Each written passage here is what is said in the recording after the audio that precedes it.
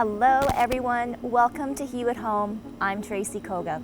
Well, it's almost been a year now since we started Hue at Home, so we thought we'd take this time to share some special moments. One of the series that we began in the fall was Let's Get Our Hue-man Back Again with Robyn Priest. And one of the more memorable interviews was meeting Jana Couture. She'll share her personal story and we'll find out Robyn's deep connection with Jana and her family. But first, we know it's all been about the pandemic, isolation, restrictions, and vaccinations. I sit down with Dr. Joss Reimer. She's the lead for Manitoba's vaccination rollout, and what a job she has. I caught up with her just in the springtime as Winnipeg was hoping to get ready for summer. Hello, Dr. Joss Reimer. Thank you so much for taking time, and welcome to Hue at Home. Thank you so much for having me. In this day of virtual. And just before my intro to you, it was almost like living a real life movie, I think, for you a little bit.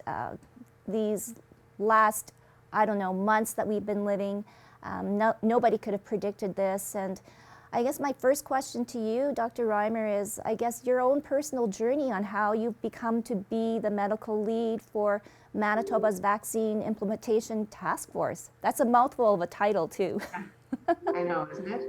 I like you, really didn't predict this, and certainly didn't know that I was going to end up. Sorry, having a computer issue there. Apologize. That's all right. Certainly didn't predict that I would be in the role that I am. So this was all quite unexpected. I mean, thankfully, public health docs, as part of our training, we do emergency preparedness, and part of that is pandemic preparedness. So, we never hope that we have to use those skills, but I think all of us do feel that we've been trained well to respond in this situation. But my journey, I guess I don't know where you want me to start, how far back we're talking here, but I started off in obstetrics and gynecology and switched into public health. Because I really wanted to be able to prevent a lot of the things that I kept seeing over and over again in the clinic, in the hospital, and wanted to be able to make the world a better place. And public health seemed like a great way to do that. So throughout my training, I was really inspired by all of the medical officers of health that I work with. Vaccines are part of our bread and butter in public health. So spent a lot of time learning about vaccines and vaccine rollout. And since I've been working as a medical officer, I've become the medical director of public health for Winnipeg. And I think it's probably around that leadership role that brought me into the forefront of the selection for leading this incredibly important and massive vaccine rollout campaign that we're doing. Oh, and I mean, and it changes constantly. Probably, am I correct, Dr. Reimer, too? And the types of vaccines, and all the information out there. Let's talk a little bit now about the vaccines, all of the ones that are out there, and I guess maybe dispel any of the myths. And obviously, you've seen that and heard that, whether in the news or in social media. And how much has social media been a hindrance or a help in all of this? Yeah, I mean, social media can be both helpful and harmful depending on where people are getting their information from. And so we do try to use social media to reach people, because there's many people who are not watching the press conferences and who don't maybe read the newspaper regularly. So we do need to use multiple mechanisms. But I agree, there's a lot of myths out there. Some of the things that we hear often are fears that the vaccines can change your DNA, which they absolutely cannot do. I wonder, I mean, it might be helpful if I explain how they do work so that people can see that they can't do that. So normally, when you have an infection with a virus, the virus enters your body and the proteins on the outside of the virus get recognized as foreign by your immune system. And so your body starts to create this army of antibodies that can recognize that protein. So if it ever comes again, they're ready and can fight it off right away. And most vaccines work the same way by either introducing a weak or a dead form of the virus, or even they chop it up and just give you a piece of the virus, which is the protein. And then the immune system still sees that as foreign and builds up that army. But these vaccines work a little differently, and they're really smart new technology where what they do is they send in what's called messenger RNA, which is like almost a recipe card or instructions. And those get sent into your body, they go into your cells, and your cell reads it and starts to produce those proteins itself so that the proteins that are made in your cell then get recognized as foreign by your immune system. So we're not actually injecting any part of the real virus at all. It's just that little instruction sheet that teaches your cell how to make those proteins temporarily so that we can trigger that whole immune response. So it's really interesting. But because it has the term RNA in it, people get worried that it's going to impact their DNA. And it doesn't go anywhere near your DNA at all. It's just that little recipe card that your cell can read and then create a factory to make more proteins. And that recipe card gets broken down quite quickly. So this is a temporary thing, just long enough that your immune system can create that army so that if the virus ever does show up, the proteins on the virus are the same as the ones that your cell made. And so your immune system goes like, I've seen those before, and is ready to fight it. Interesting. So then why do you need 2 shots? So the second shot's really helpful because it boosts the immune system. It's like a reminder and helps your body go, yeah, no, I do recognize this. And it can build an even stronger army the second time it gets exposed to the virus. And we also know that these boosters, these second shots, tend to help the immune system to last longer as far as its ability to fight. So as time goes by, maybe the immune system doesn't remember quite as much, that army gets smaller. And then when we boost with a second dose, it's like a reminder that, no, this is a real thing that you need to be ready for. And it gives that additional stress on your immune system to remain immune to that virus for a longer period of time.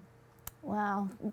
This is so good to know and so much more reassuring. And actually, I just want to add that right after this interview, I am going for my vaccination, my first shot. Congratulations. So, yes, I'm getting the Pfizer one.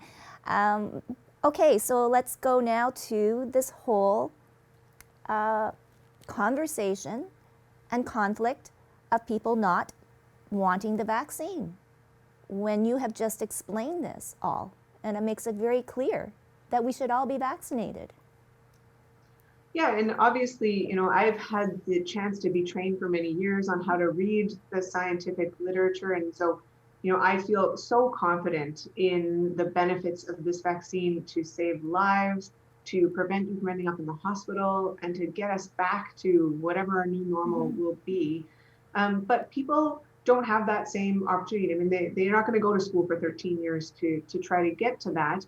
And people really are making what they believe are the best choices for their own health. Nobody's refusing the vaccine because they don't want what's best for themselves or their family. And so it's really important that when we're talking to people who are hesitant, that we're approaching it with that understanding and empathy that all of us want what's best. And so I just want to give people the tools that they need to feel confident in the vaccine, because I know that they want what's best for themselves and their families and their communities. And so we need to work really hard as public health to make sure people do feel confident that this is what's best for them and for their families and their communities. Because we've had that opportunity to look at all of that science, and we just want to be able to share it in a way that makes sense to the public so they also can have that confidence. Yeah. Now, through all of this, Dr. Reimer, what has surprised you most about the disease itself, about COVID, and then also human nature? I mean, especially right now what's happening, people don't want restrictions, they don't want to wear a mask, they don't want the vaccine. Probably, obviously you're prepared for this too as well.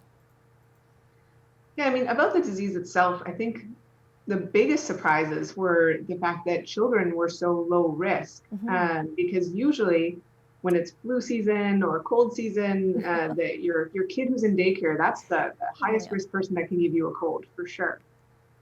So we didn't expect that kids would be less likely to get infected and less likely to transmit to others. So that's been a really pleasant surprise that they're so much less likely, especially because a lot of them can't follow public health guidance. You can't ask a toddler to wear a mask. They can't do it.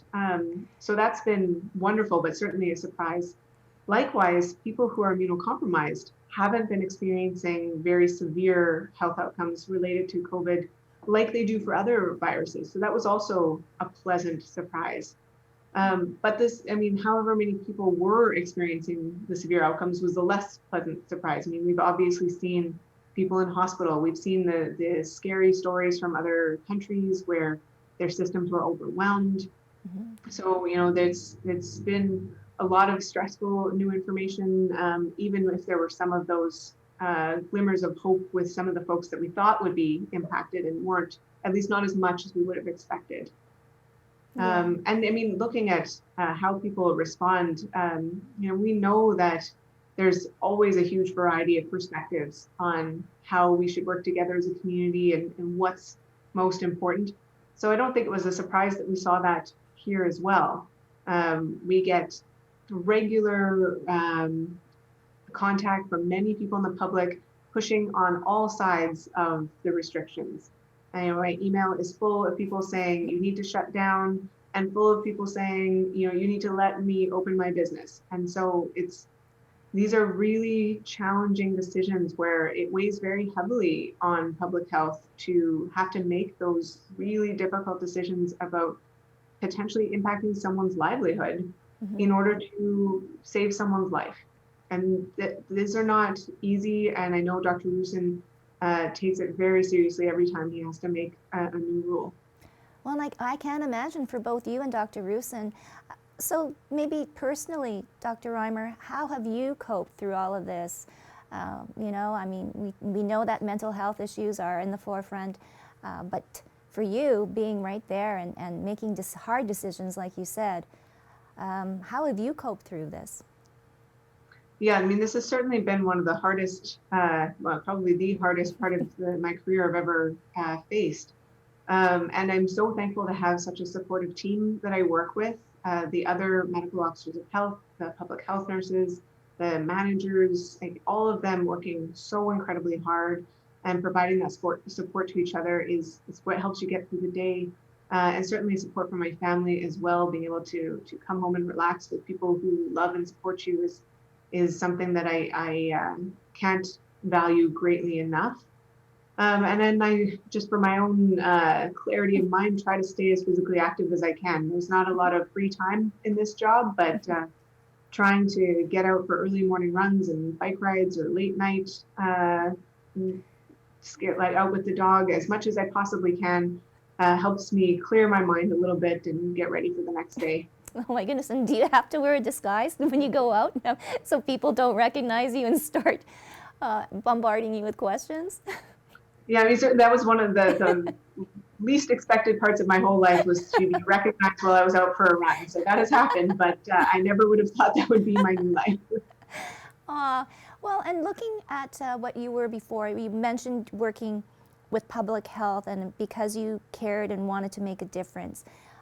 This COVID-19 and the pandemic really has opened everybody's eyes to the discrepancies, to the people that have and the people that have not, whether it's to be able to self-isolate, or they live in a communal home, or whether they don't have internet, or all of these things that have sort of come into play.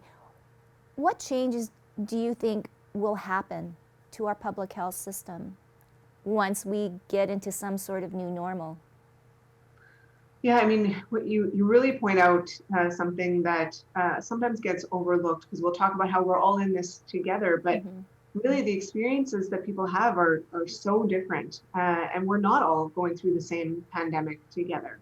So, I would never complain about my experience in this pandemic. It's been a lot of hard work, but I have job security, I have health, and so I'm not facing the same stresses that people who have lost their jobs, people who can't take time off if they're a close contact, and so have to struggle with following a public health order or losing income that they need in order to feed their family that week. And so it is really different for different people what they're experiencing. People are losing loved ones, and I've had family members be infected, but my family members have not become so severely ill that we've had to deal with that in my immediate family. And so, it's not the same pandemic for all of us. And public health, we're going to have to do a lot of work coming out of this to try to support the people who were so greatly impacted negatively by a lot of both the infection and the transmission, but also by the public health measures that we used. They are a necessary tool to save lives, but they're not without harms themselves. And so we're going to have to start to think about how do we support people who lost income, who lost family members, who got in trouble because they couldn't follow public health orders. This is a lot of long-term work that we're going to need to do to support our communities. Yes.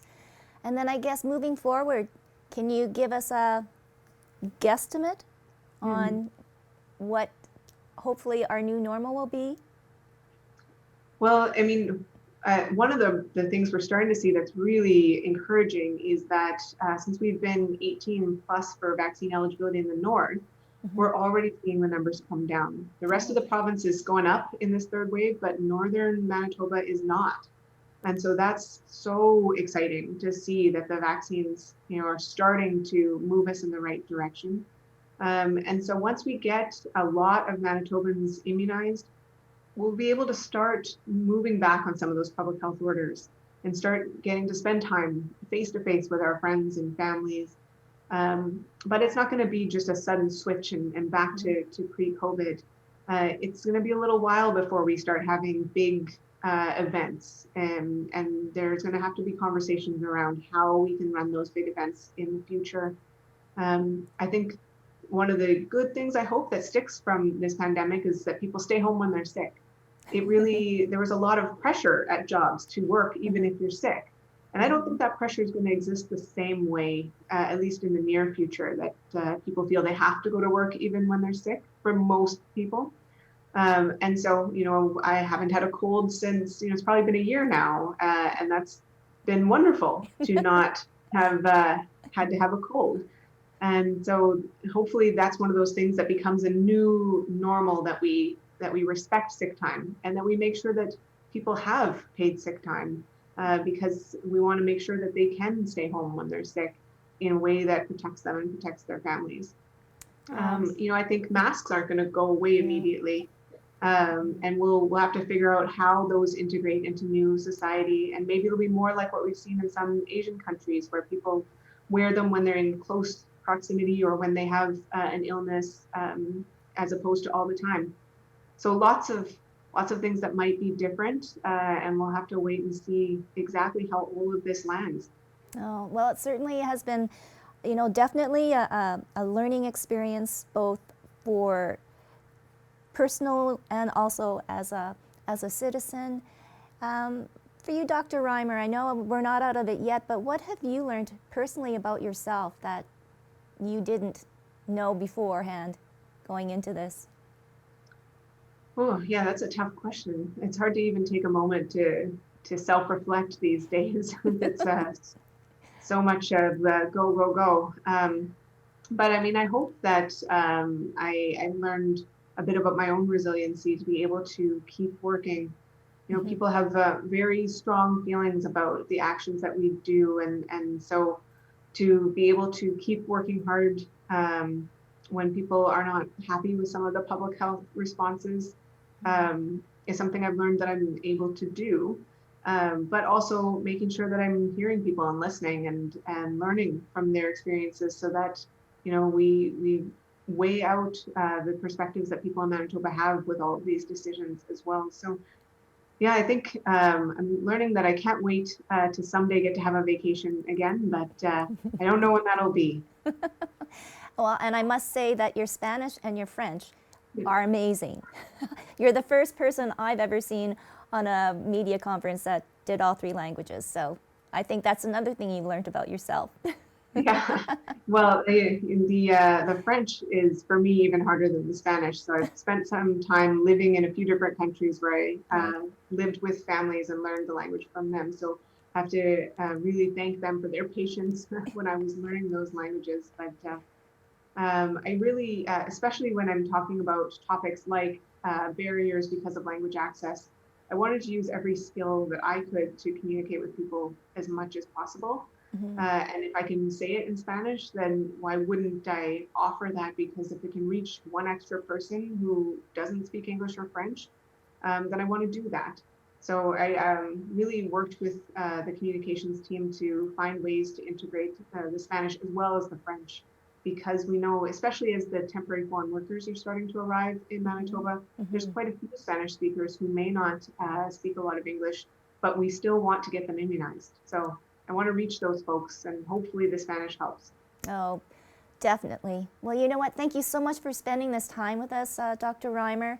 We're all behind you. We praise you and Dr. Rusin and all the work and your team are doing, and we know that we are protected. And you can go to the website protectmb.ca and book your appointment and find out all the information you need on the vaccines. Thank you so much, Dr. Reimer. Thank you so much for having me. This is great.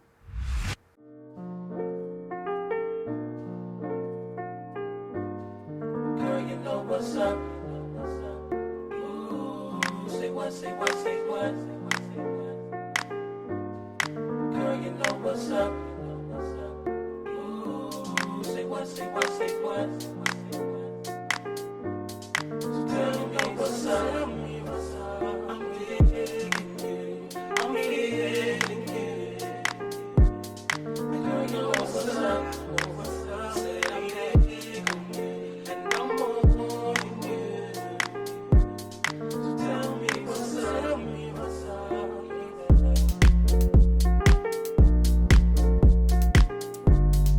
Girl, you know what's up.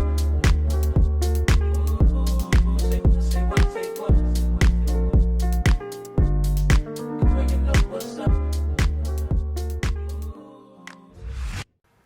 Well, this is very exciting. It is the beginning of a brand new series, a relationship with Robyn Priest.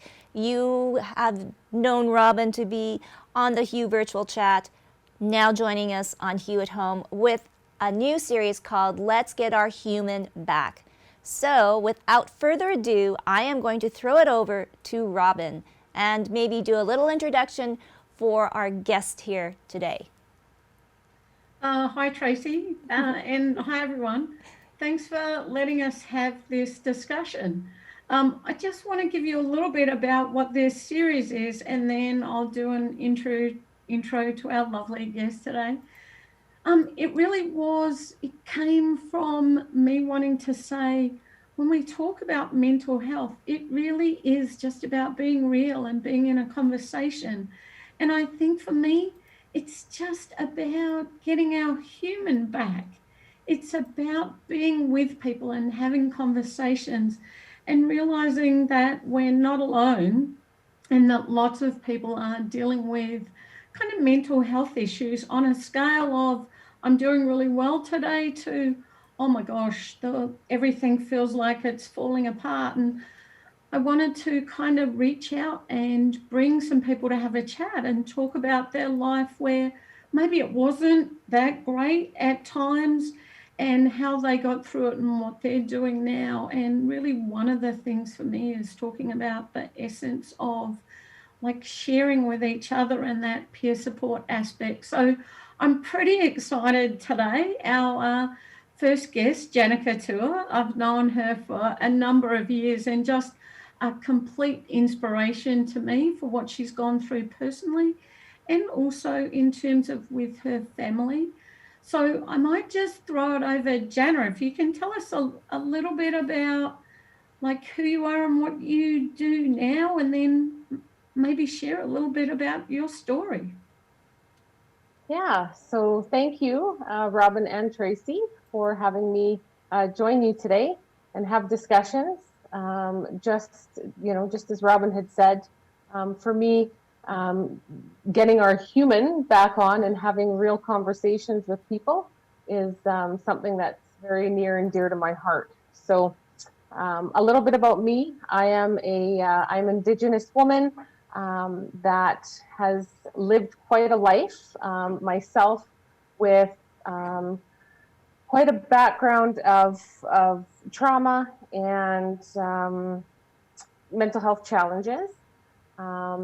I currently am working as a peer support worker And I'll get into that a little bit later on, but I guess along my journey and during the course of the last 40 years of my life, I've really realized what was missing along my journey and what I was needing. And in those moments, way back when, and still sometimes now, when I suffer, I see the importance of peer support, the importance of being able to have conversations where people will listen to me wholeheartedly for who I am, um, having no judgments and just being there in that moment with me. So, So, Jana, do you want to share a little bit with the viewers, a little bit of your kind of background, like where you were and kind of where you've come to now? yeah, I mean, if we go back to the beginning, I was a child, I was adopted as a child, and I didn't know up until recently that I was adopted from a mother who was part of the 60s scoop. And so growing up, my adoptive family, phenomenal, very supportive, loving parents, wonderful brother, couldn't have asked for a better family. But they also weren't given the proper information or any information on where I came from, um, my roots, any of that. So for 18 years, I didn't know where I came from, my background of any. I was a child. I am a child survivor of sexual abuse, and so growing up, definitely had I definitely had some struggles. I struggled with being able to maintain friendships. I struggled with being able to um, have close relationships with adults and trusting adults, and I guess ways that I would cope with that were unhealthy ways. So, you know, I always say I had such wonderful parents, and they always did everything and anything they could for me, and nobody could really understand fully what was going on. I couldn't understand what was going on. So, as a teenager, I quickly fell into a lifestyle of using and abusing drugs. I, you know, turned to the streets, and I turned to people that I thought were people that cared for me and had my best interest at heart. Um, and they didn't, you know, it was, when I look back now, we were all suffering from something, things that were going on, and everyone was kind of looking for that sense of family. And for me, I don't know why I was always looking for it, because I always had it with my adopted parents. It was nothing I was ever deprived of. They never sort of walked away, they were always there. I think for me, being confused, being an adopted child, I just had a lot that I had to work through. So at the age of 17, I got pregnant with my first child, and that's where I kind of say I started my journey, a journey that I'm still on now.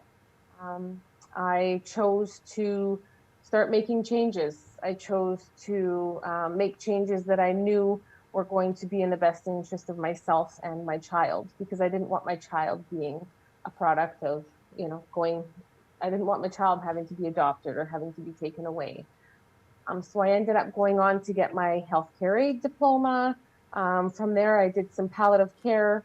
And then I ended up working in the field with women in prison. I was in corrections for almost a decade. Really enjoyed my job, very much enjoyed my job.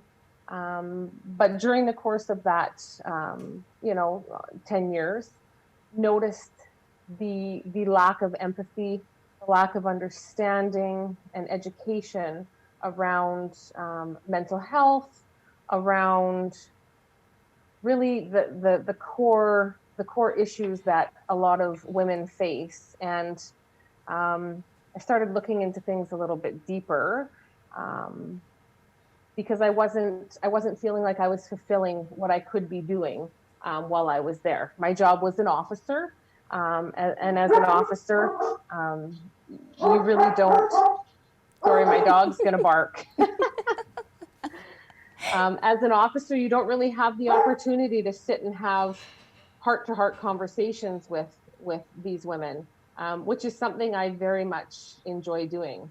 And so that's where I chose to look towards peer support. And so peer support for me became known to me when one of my children, I'm a mother of three, one of my children was suffering some significant mental health challenges.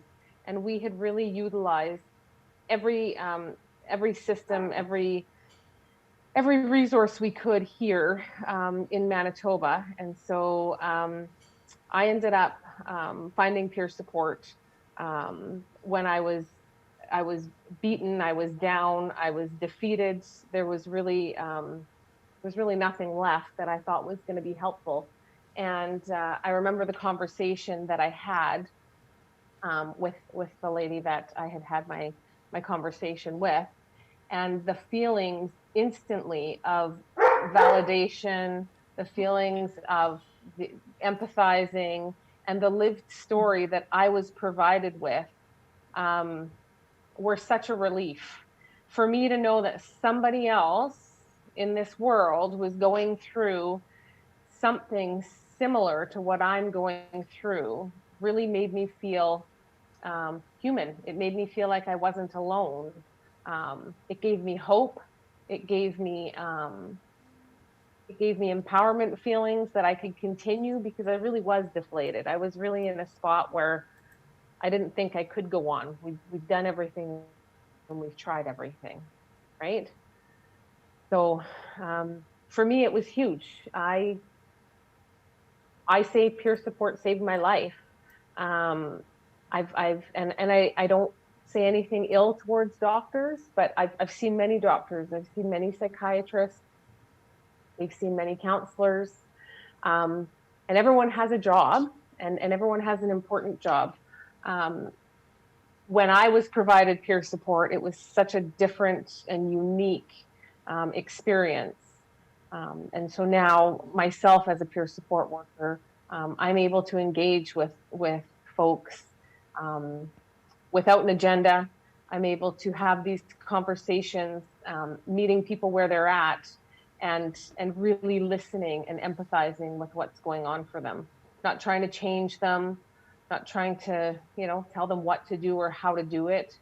Really just being there to have that conversation and let them know that somebody cares. Wow. So what is your relation with Robyn then? I'm curious. So Robyn has offered me peer support in the past, and I mean, I've done some courses with Robyn. I met Robyn at a time where things were still pretty rocky, and I quite often say things are still pretty rocky in my life some days. But Robyn became a very important person in my life, in the sense of Robyn's ability to really listen and just be there in moments that I didn't think I could go on. I didn't know what to do. I didn't think I could go on. I know that Robyn was there for one of my children at an extremely imperative moment where my child was going to take her life, and the conversation that Robyn engaged in with my child changed that. So Robyn is not only someone I look towards for peer support, but she's a very, very dear friend of mine, and holds a very special place in my heart. Woo, Robyn. My thoughts are like, Jana's story is amazing. In your eyes, Robyn, what did you see in Jana that she could be this person that she is today?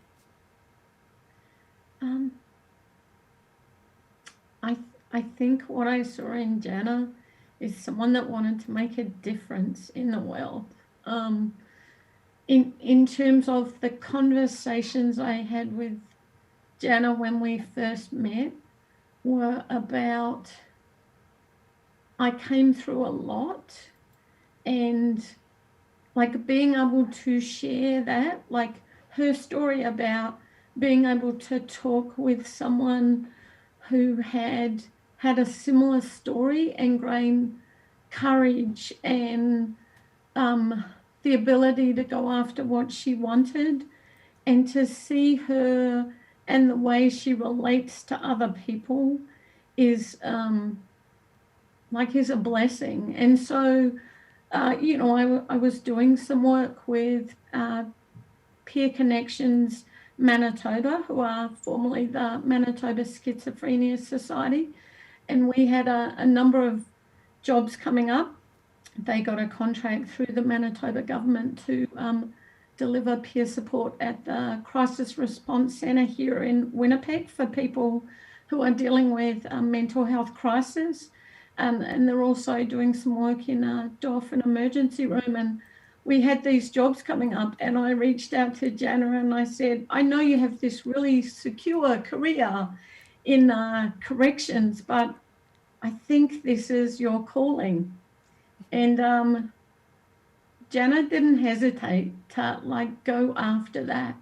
And watching her with individuals who are struggling themselves, or hearing about her connections with families, because as Jana said, she has a couple of kids who have struggled themselves and are still dealing with their own addiction and mental health things. Watching her be courageous and share her story and open herself up and be vulnerable and just sit with people is just, that's the piece for me about getting our human back on. That human connection makes the difference for people, a world of difference. So Jana, it's like this honor and privilege to be part of your life, and having that conversation with your kid, I will never forget that, because that changed me as well, being able to be in a conversation and like have someone change their mind. Not that my job is about trying to stop someone doing something, but just being able to be there and hear where she was at and sit in that conversation. Yeah. So it's amazing. It's a privilege being part of your life and having you be part of our business, because I know that sometimes you help us out with courses and stuff as well. So thank you. Oh, Thank you. thank you. Thank you, both of you. And maybe just to wrap up, Jana, to you, words of wisdom for others out there, maybe going through the same thing that you went through. Help them. Honestly, words of wisdom.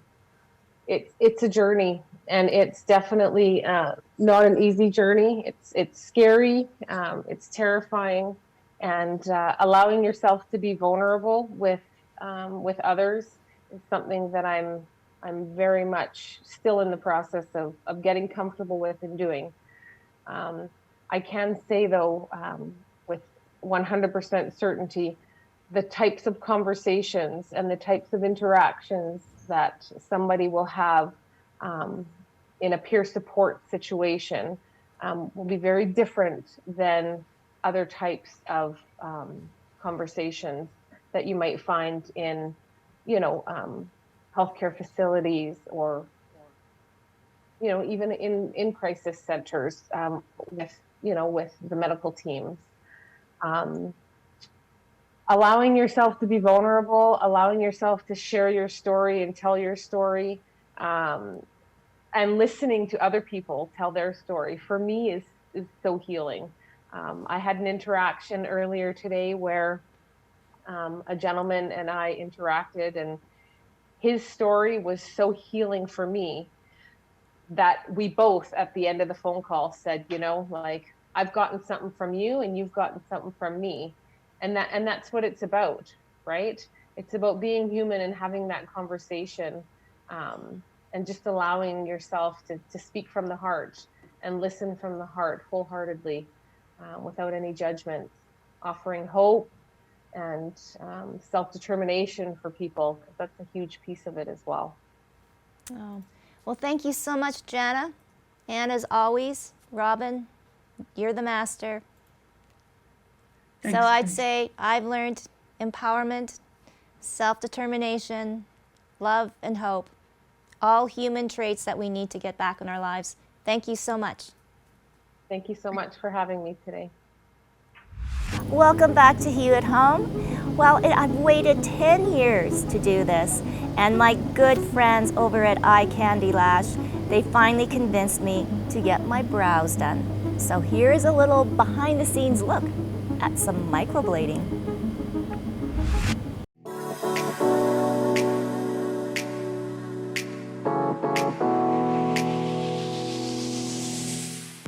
You have convinced me to do this finally. to do this finally. I have now officially ditched my eyebrow pencil, everybody. Threw it in the garbage before I came here. It was a little bit daunting, a little bit scary. Yeah. Okay, so tell me exactly what you're going to be doing today. Okay, so right now you've been numbing, and for about 30 minutes now. That's to make sure that you don't feel any of the procedure or any discomfort during the procedure. We're going to take all that off, and then we're going to map you. We use a method called string mapping. So it's a scored thread that we make a whole bunch of lines to create symmetry on your brows. Whoa. And then after that, I show you in a mirror what it looks like, the outline of the brows that we're going to be doing. And then after that, we start with the procedure.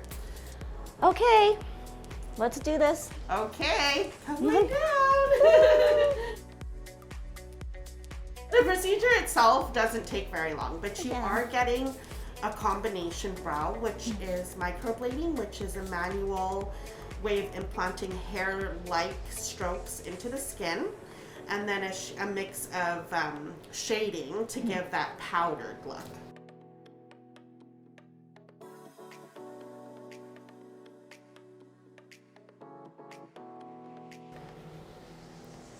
Oh, wow.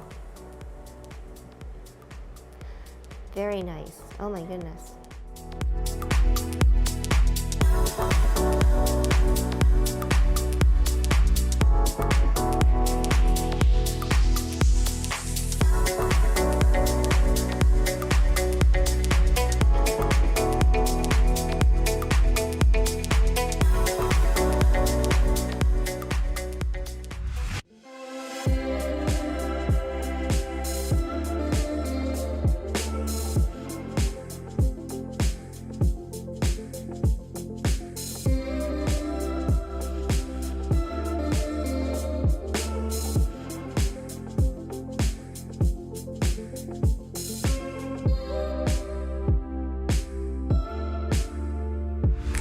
We want to give a very special thank you to all of our special guests on the show and leave you with this question.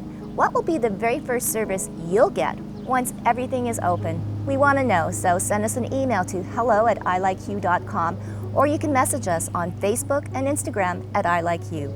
But for now, stay safe and stay healthy, and we'll see you next time on Hue at Home.